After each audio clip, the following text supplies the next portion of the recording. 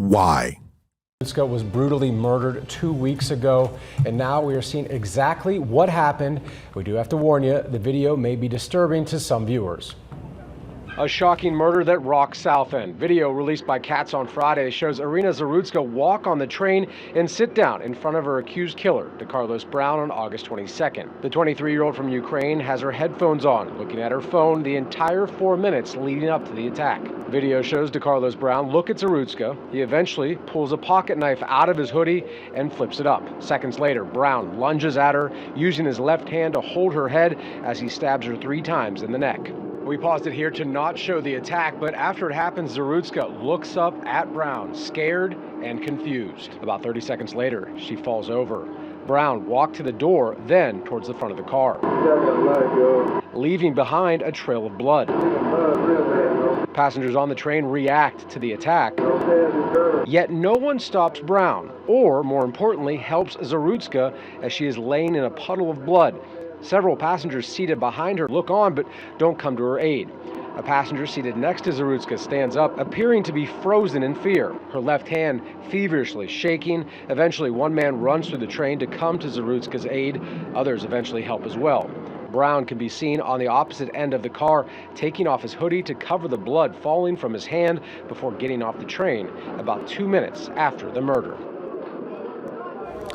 Earlier this week, Cats responded to concerns over safety on the light rail. They say they plan to implement improvements, including a combination of enforcement, cameras, and customer reporting systems. Why must we watch a man draw his blade against a woman?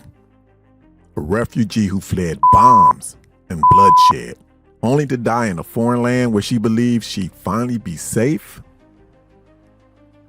In Charlotte, on a light rail platform, surveillance video now reveals the horror. A Ukrainian woman on that video, someone who escaped the nightmare of war, was stalked and stabbed to death by a man. Think about that. She ran from missiles in Ukraine only to face a knife in America. A man slaughtering a woman in broad daylight in the place where people commute as if life is normal. This wasn't only cowardice. This was demonic. For a man to raise his hand against a woman, defenseless, far from home, seeking refuge, is vile beyond words. This world has lost its respect for life, and now we all see the consequences. God himself declared, "Whoever sheds human blood, by humans shall their blood be shed. For in the image of God has God made man." Violence like this is not just against a person, it's an attack on the image of God himself. The Bible warns, the heart is deceitful above all things and desperately wicked. And now the wickedness is no longer hiding. It's in plain sight, right here on video. And don't think God overlooks this. All who draw the sword will die by the sword.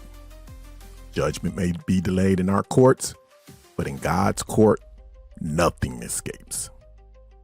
So why is our world collapsing into chaos? Why are men turning their strength, meant to protect, into weapons of fear? Where's the outcry for justice when the strong devour the weak? Where's the honor when a man butchers a defenseless refugee? This is the fruit of rejecting God. Violence multiplies, evil escalates, and every drop of innocent blood cries out for justice. Do you actually believe human law alone can restrain such wickedness? Or will true peace only come when the human heart is torn open, redeemed, and rebuilt by Christ himself? Because if not, then tell me, what hope is there? Make no mistake, this was not a random act. This was revelation. A man slaughtered a woman who had escaped the fire of war only to be cut down in a land she thought was safe. This world is collapsing under its own rebellion. Evil is on the streets. And unless we repent, more blood will be spilled. Drop a comment with why you think this world is descending into chaos. Remember, you've been warned.